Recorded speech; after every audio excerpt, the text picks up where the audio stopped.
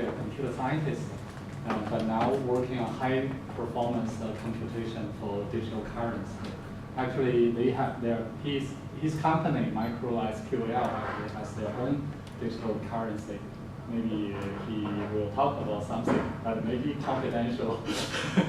Yeah, we will talk something about what we do currently and more about the current what the industry is doing and give you guys some basic idea. We will cover commercial, the digital currency, blockchain area, as well as some like new Intel hardware. Maybe just start. Okay. Yeah. Yeah, let's start it. So basically, my name is Dave. Here I said I was originally from China. I went to get a scholarship, went to US to study similar to you. And then I stayed working at Oracle, Intel, and a number of state Silicon Valley company. Just about like a year ago, I started my own database company, which is working on in-memory database. About 4 months ago, one of my friends in Wall Street told me that the Bitcoin has a big headache, a big pain in that it is very slow. So that is when I start to look into how to improve the performance, because I was one of the most experienced engineer in the area of database performance. Basically, how to make a database running fast, right? So I spent about 3 months working on the performance problem. Eventually, I found some breakthrough, and we started. All the database engineers started working on the blockchain area, like about 3 months ago. So I will talk about some of the industry general and why they didn't start to become so popular. It's just some of my opinion and guess may not necessarily be completely true, right? So different people have different opinion. So how can we have a This on the can just with arrow. Oh, arrow. Okay. Yeah. Okay.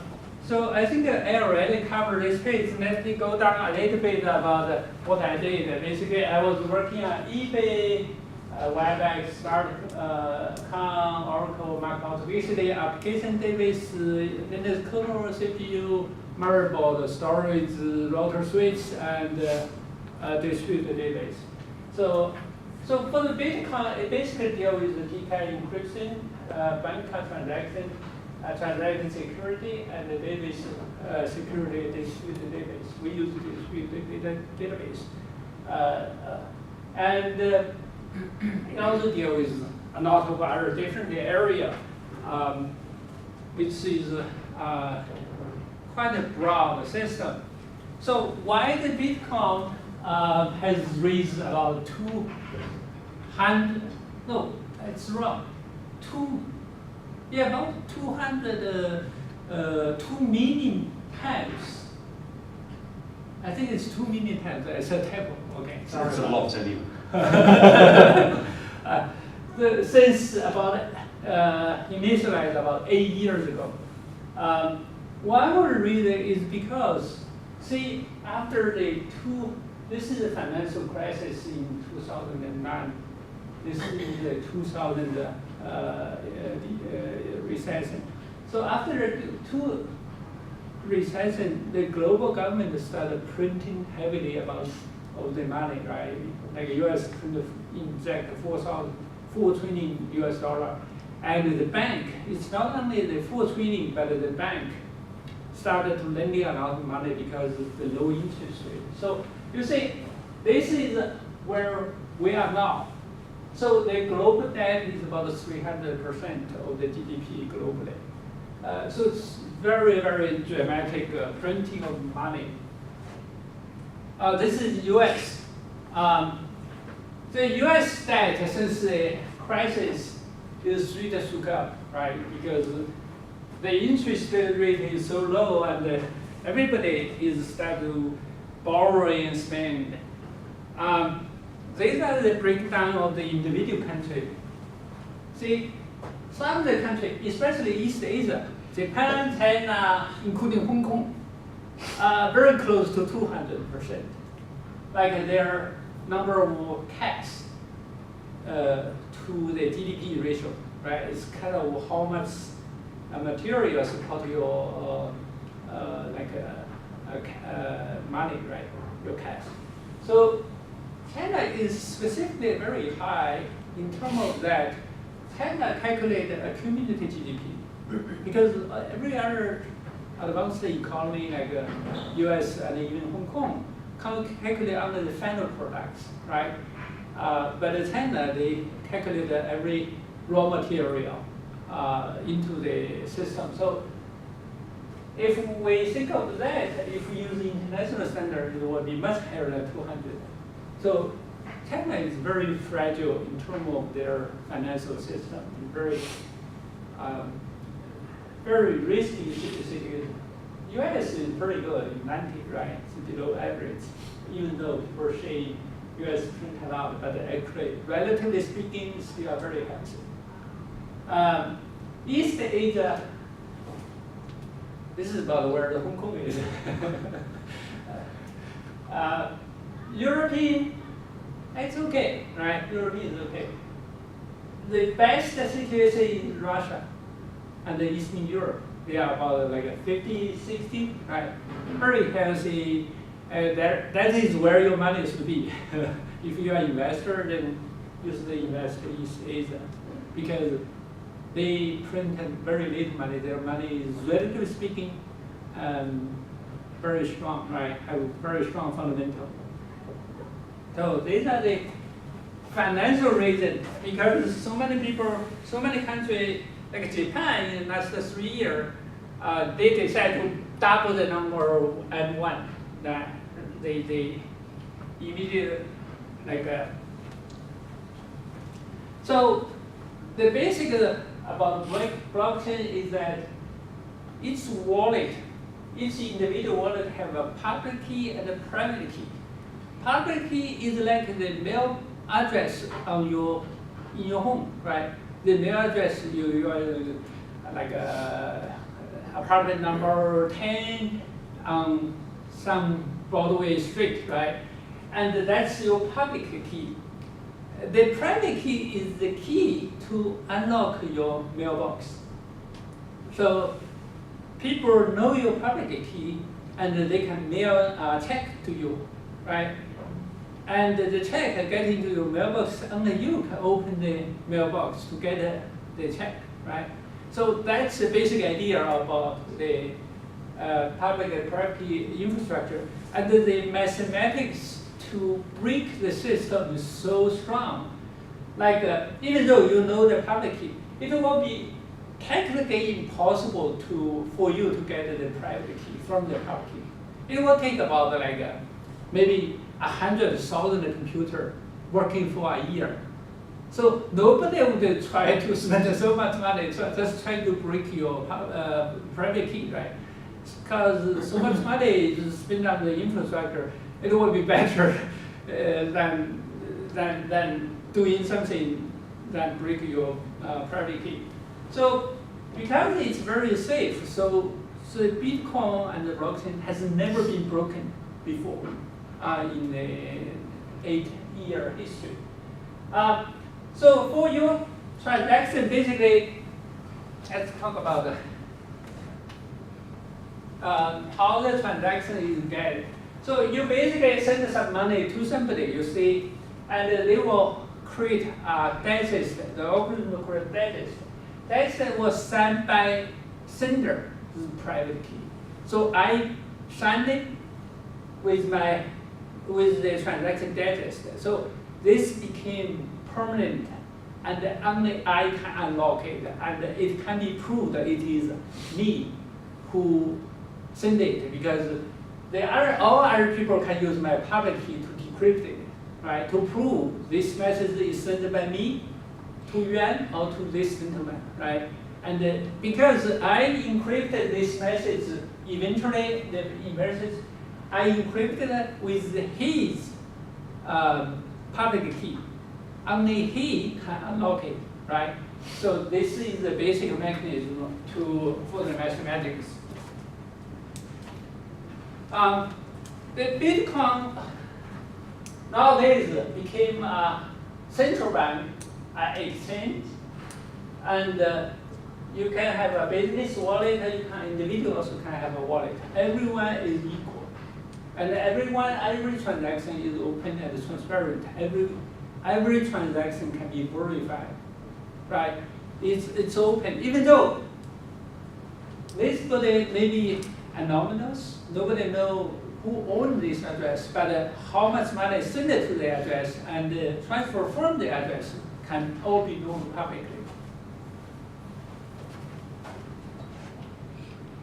So the chain structure of the blockchain is that they try to store suppose this is the block 10. All the blocks hash will be stored in the next block. And the next block has some transaction. They will calculate the hash rate. They will have a transaction root hash stored in here.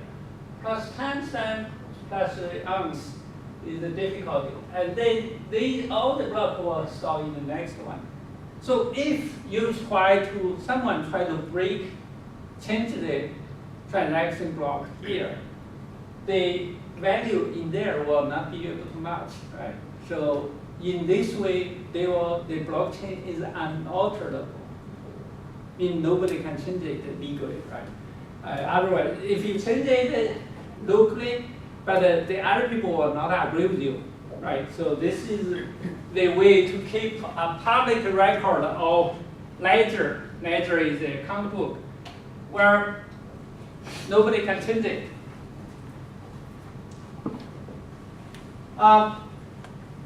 There are many people argue about the different opinions, but eventually the price increase is mainly because of supply and demand, right? Supply and demand is basically economic. So the main reason of increase 2 million times is because the anomalous wealth has a strong demand. Many people want this kind of anomalous wealth. Be able to cross the border fast without any need to get government approval or get government notice, right? So the first thing, in my opinion, is the #1 reason why it is growing so fast. The second one is that you can anonymously transfer, it's untraceable, cross-border fast. Globalized, open checking. Open checking is the open ledger, right? And decentralized, unstoppable by any government. Right? No government, or even a few governments altogether, they cannot stop it, right? Because nobody technically can stop it. It's very globalized. It's very open. There is no centralized component. There's only a few DNS which is centralized, which is not necessarily needed. You can also don't need to use the DNS. Another reason is what I was talking before, is government actually abused their right to print too much money, right? They damage their trust that people no longer think the fiat currency is something which they can keep in the value, right? They are seeking something else. The low cost of transfer, relatively it's about half of the credit card cost. Credit card, the supermarket usually pay about 2.5 to 3% to the Visa and MasterCard. But this one is about 1.5, so it's cheaper. No monetary value. This one, perceptionally it's bad, right? You don't have a monetary value. But actually, it added to the speculative value, right? So if, suppose like Hong Kong government or Japan government want to issue a blockchain, like they tie the value of this to yuan, to Japanese yuan. But nobody want to buy it because it's not speculative, right? The value of that currency is the government blockchain is a fixed value. There's no need to speculate. But this one, there's no value, fixed value, right? No mandatory value. So but it does have actual value, right? You can use it to buy something, and it has perceived value, right? Because it does value something, and you can it has transfer value, exchange value, it has anonymous, it is invisible, right? You can bring the thing cross the border, nobody will be able to discover it, right? So this is not even like a fiat currency has this functionality. It's governed by global convention, the white paper, the convention design how much cash each year is going to be printed. They use how the money is going to be, like our company, we decided we have to write down what is this money supposed to do. Like I say, oh, I say we'll get some money, right? The money has to be used in development and maintenance of the network. You cannot use it for, I couldn't put it in my own pocket. I cannot do that. So there is also a sense of financial democracy, equity, and self-responsibility globally, right? So the reason Hong Kong or China didn't use US dollar is because they think that the dollar is printed by US, right? But for this one, it's globalized, right? So this one, people feel more comfortable. This is some of my perceptive reason. So, and also, government has a monopoly on the currency market for centuries, right? Government and the bank employee has been very costly, right? The government employee, especially in China, is so big, army of government employee, and the bank, right? The bank also costs a lot of money. So there is some people started saying, why not go global, have currency, right? The currency belongs to global, internationally belongs to nobody, and everybody self-responsibility. So Bitcoin, although Bitcoin has a problem, it's very young and not necessarily young has a problem, but this currency is not very mature.